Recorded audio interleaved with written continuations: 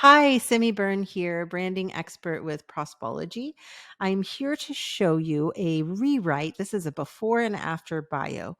This is a great example of a bio of somebody who has a ton of experience, and all of it might be relevant experience, but it's not coming through in their personal brand. So, just to start off, we'll go through this before version. The first sentence: I'm a freelance medical writer specializing in the world of microbes.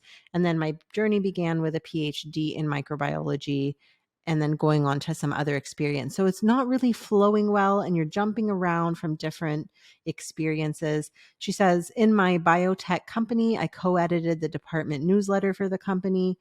And so you're not really clear, is that her biotech company? Did she that implies ownership, that she founded the company? And then co-editing the department newsletter isn't impressive without any implications, because you don't know what that newsletter is even about, or why that's relevant. And then just randomly kind of goes into 12 years of teaching college biology, science writing, and microbiology. There's no context, and it's kind of a disconnect. You're not really following along with the story here.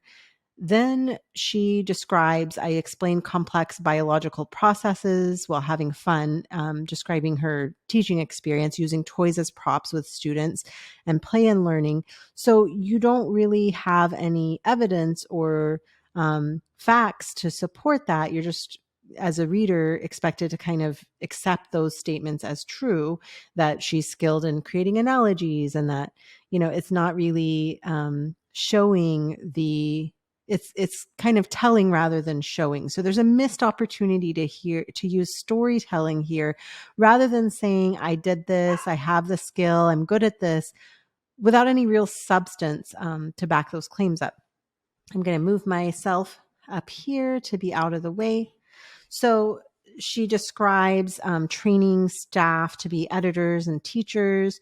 You're not really sure what that means, and without any implications, it's not really impressive. And you still don't really know what this writer's niche is.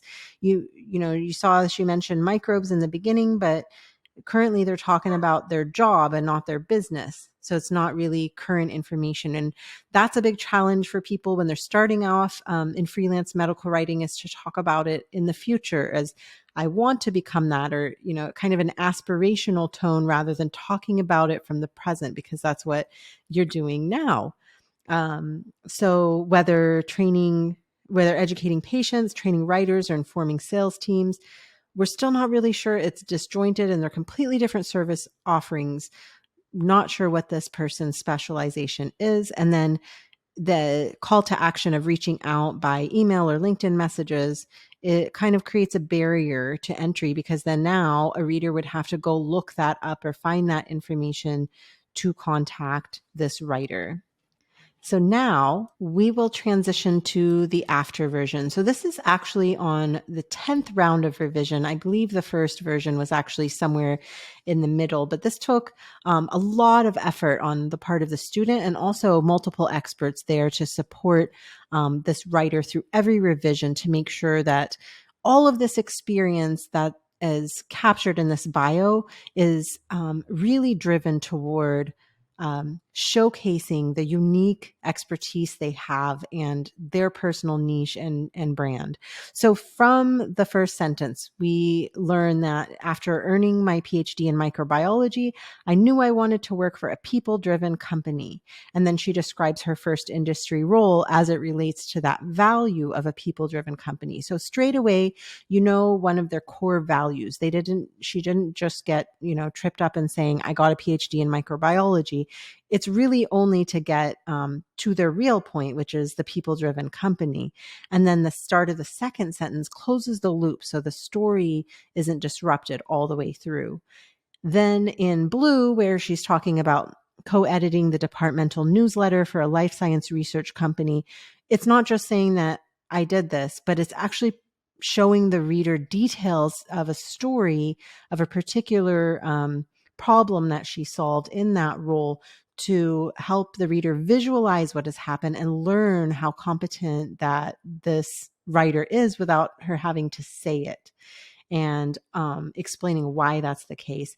And then the next paragraph in orange, when given the opportunity to apply my leadership and communication skills in a new environment closer to my family, I began a new chapter. So that's where she transitions into teaching college biology, leading with what we call the so what. Instead of just saying what, saying so what, like why did you do this? And it really reinforces the learning that we already had about this writer from the first paragraph.